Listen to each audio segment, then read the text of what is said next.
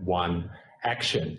A big welcome to everyone, and a very big welcome to Peter Williamson, who's with me today from Aria Technologies. Great to have you here, Pete. Oh, yeah, thanks very much, Steve. Lovely to join you early in 2021, I think. Almost like that, isn't it? Yeah. Now, well, I've known you for a long time, but for people who don't know you, do you want to give people maybe a little bit of background on yourself, your role in the past with Telstra New Zealand and Telstra in the US? Do you want to tell people maybe a little bit about the things you've been doing? Sure, Steve. Look, obviously I've been in the telecommunications industry for most of my working career. Spent a bit of time in the music industry before that, but a lot of that time, 17 years with Telstra, 4 years with Optus, and now with Aria Technologies, I think I'm in my 13th year, so maybe not lucky 13. But particularly at Telstra, I was very fortunate to have roles as the MD of Telstra New Zealand, the CEO of Telstra the US, and eventually, and at one stage, the Director of Corporate Sales for Telstra here in Australia. So reasonably solid career there, but it was made me good stead for what I'm doing now today. And your role at the moment, so I've been lucky enough to work with Aria for the last 5 or 6 years, emceeing your conference in places like Cambodia and Chile, and we've had some great experiences. I know a bit about your business, but for people who don't know about Aria Technologies and your role as Sales and Marketing Director, can you give us a little bit on? Sure. So yeah, Sales and Marketing Director is my role. I mean, when it comes to Aria, we were very, very successful in telephony days, and we sold a lot of Aeris and LG systems, and continue to do so today. But I guess my role over the last few years has been actually to develop the business and move us from a one-trick pony to what I affectionately call a 5-ring circus. But at the end of the day, you'll see, you know, now with Aria, we have telephony, we have cloud, we have video conferencing, we have, you know, a whole range of solutions, data solutions, Checkpoint, Landcom, X-Medias. It's a really a one-stop shop for best-of-breed solutions for small and medium businesses. Fantastic. And you tend to work through partners, don't you? Exclusively through partners, right? Very, very rarely, and would we sell directly to anybody unless it was maybe an old spare parts or something. Everything's done through our partner community. We have a very strong and pervasive channel here in Australia, probably in the small business market, unrivaled by anybody, I would suspect. Now, Pete, obviously this year we've seen rapid change. You and I have lived through things like Y2K, the GFC, 9/11, but you know, this is our first pandemic. And I thought I'd be interested in your thoughts, how you've seen the way we work change, and to some extent, what do you think might happen as we start to look forward to the back end of 2020 and into 2021?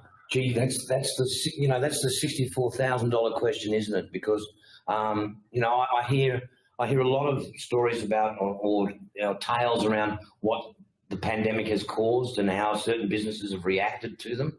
And, you know, you better add to that, Steve, here in Australia, we had a couple of bushfires, a flood, a cyclone, just to add to the challenges for the nation. Look, I think what we're going to see most of is that businesses are going to reassess how they operate. And it doesn't mean that everyone's going to be a loser or there's only going to be some winners. It'll be a mixed bag of how that turns out for us all. But seeing the future will be difficult. Well, one of the things, it's a very good point. It's so hard to predict, isn't it? Yeah. One of the things I would like to chat with you about today is video conferencing. Yeah. And I know in our business at NRG Solutions, I mean, it seems like 5 years ago now, but it's literally 3 or 4 months ago, we partnered with Video Dynamics Australia, Paul Denton and his team. And we made a decision as a corporate training company, if we were going to get through this pandemic, we had to move all of our face-to-face stuff. And you guys are a good example of a client I've worked with where we go to conferences, you know, I'm in the room with you and your team, and we've had to move it all to video, you know, whether it's video conferencing or live streaming. And there's been, I mean, that was essential for our survival. Yeah. What are you noticing about how we're using video now? Because it's been around for a while, hasn't it? Yeah, look, I think the first thing I want to say is congratulations to NRG, Steve, because it wasn't easy, particularly in a training and personal development business, to be able to pivot on that and go virtualised almost overnight. But no choice. You've achieved that, and we're here doing it today. So, you know, I think you should be proud of your flexibility and your ability to deal with what's going on. When it comes to video conferencing, it was always something that never quite stuck in my mind, right? It was something that we never quite appreciated as much as we do today. And what we've certainly seen is that everyone's leapt to, the broad-based products like the Zooms and the Teams and that, put them into place in the marketplace to quickly, deliver some remote working, some remote collaboration. What we've certainly seen in recent times is quite a shift to that. So companies where Zoom's lack of security or Teams' lack of flexibility hasn't fitted their needs have come to us looking for what I'd call a business-grade solution. And when we talk about a business-grade solution, it's not only available on the desktop, it's not only available in a Rooms environment, it's available in a boardroom environment, and you're able to proliferate that out to the marketplace. And certainly, at Aria, as a Starleaf partner or distributor of Starleaf here in Australia, we're very keen to take that to the next grade, that business level, and the remote collaboration tools that come with that, Steve. So you're sort of saying you could have Microsoft Teams, for example, which has become really popular. Yep. You need something that can sit on top of that. That's not a standalone solution if you want to be dealing with people who aren't necessarily within your own ecosystem. To a degree, Teams is probably the more pervasive. What I'm suggesting though is when it comes to your own business, those remote working tools, that remote collaboration experience needs to be of the highest order. Otherwise, your people that are working from home, working from anywhere, lose the bite of what's going on in terms of their conversations. Yeah, it's interesting how we're working now, isn't it? It's like now we're sort of taking for granted, like we're doing now. We're chatting face to face, but people are watching this via the power of video. And do you think if we, again, I know it's hard to predict, but do you think we're going to see a world in the future where we're not going to be travelling to see people face to face, or do you think we're going to have a bit of a hybrid model where we're going to use video? There's still a role for conferencing, face-to-face stuff. I think there'll be a hybrid model, possibly only because there's old fogies like me that still think travelling's required. I say that in jest, but what I think will be some travel, some non-travel. But certainly, I think people won't be as prone to it because they've learned that a virtualized solution can give them what they need. I'll give you a perfect example. The team, we opened our demo centres back up in the Sydney office last couple of weeks, and what you'll find is that 50% of the people we've invited in said, no, we're happy to do it virtualized. Yeah. Okay. So the customer's requirement has changed. They've experienced the video collaboration, they're comfortable with it, and when demoing a product to them, particularly when it's about remote collaboration, it's probably a good thing to do, right? Makes sense. Yeah. Well, it's funny you say that, Peter. I'm noticing I have a lot of clients that have sales teams, and they rely on the whole of being face-to-face with their customers. And during the last few months, the customers have been saying, well, look, you can't come and see us. We'd love to see you, but you can't for health and hygiene, and some of the laws within the country have just not allowed that. And now we're finding that the reps are keen to get out. They're kind of like a racehorse at the barriers. Yes, indeed. However, the customers are still saying, look, we're happy to see you, but probably not as often. We can use video as a way of staying in touch. Of course, we can use the phone.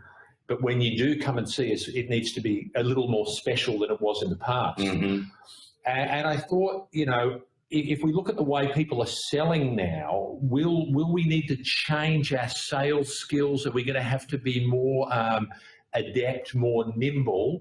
The old days of just turning up, seeing someone having a good old-fashioned relationship call, are they going to exist this week? Yeah, without a shadow of a doubt, Stephen, this is a subject I'm really passionate about. So, I'm an advocate of the whole disruptive selling model. Yeah. It's quite clear that at least 2/3 of the customer's buying journey is done online. So we now need to understand that the effectiveness, the appeal, the ability of our online marketing is very critical because that's the beginning of that relationship. And in some instances, that's all the customer will do. Okay. When you're then brought in, you really, as you point out, need to be special. You need to be selling the benefits and understanding that client very, very well when you're taking up their personal time. Yeah, so it's almost like in this market, if you think about success as a salesperson in this market, it's not so much about high activity levels, just banging out the calls, going and calling on everyone. It's more about going deeper with the people you have good relationships with, and maybe even some collaboration and saying, look, we're in this together. We're all going through these rough seas, but how do we work together to make sure that we can get through this? Exactly. In the past, Steve, it used to be a salesperson could be successful by knocking on as many doors as was required. Yeah. Now it's the quality of the knock. I like that. I like that. Now, Pete, I appreciate your time today. I know you're a busy guy. Back end of 2020 is going to be hard for a lot of small to medium-sized businesses in Australia. I've heard you speak about not going into hibernation, and I was thinking of you last night. We've got a nice wood fire at home, and I know that if I don't get enough logs consistently on that fire will burn out. Yeah. And I'm conscious of making sure that there's enough wood going on the fire. And what are your thoughts for small businesses, small to medium-sized businesses? Absolutely critical. Where possible, businesses need to continue to operate. It's like your body, you know. The blood needs to continue to circulate through your business. I've seen a few of our partners who've gone into hibernation, and to re-kickstart their business is either proving difficult or will be very difficult. Yet I've seen others who have punched through and fought against, swum against the tide to a degree, but their business has still been lubricated with business and activity, and they're still there at the beginning of the, recovery. At Aria, we did sell what's on the top, on back of the truck up until the end of the financial year just passed. And 2021, as you see, I don't refer to 2020 anymore. 2021, our whole plan is about bouncing back. It's about returning the businesses back into full performing. But if you came out of the blocks stalled, you will have, you'll have lost a lot of momentum. I think it's a good message there, Pete. I think it's a message I'm hearing from you is stay in touch with your customers, keep working with them to come up with solutions. You've got to adjust your sales a little bit. It's a different market. We're all in this together, but it's not a market where you go into hibernation, and because if you do, it's going to be very, very tough to come out of. Absolutely. Willow, always good to see you. You're looking well. And Aria Technologies, good luck for the balance of this year and into 2021. Well, same to you, Steve. And I'd shake your hand. Can we do a virtual handshake? We do that. We go the all good, right? So that's Peter Williamson from Aria Technologies, and a big thanks to Paul Dent and the team at Video Dynamics Australia for hosting this video call today. Thanks a lot. Thanks, Willow.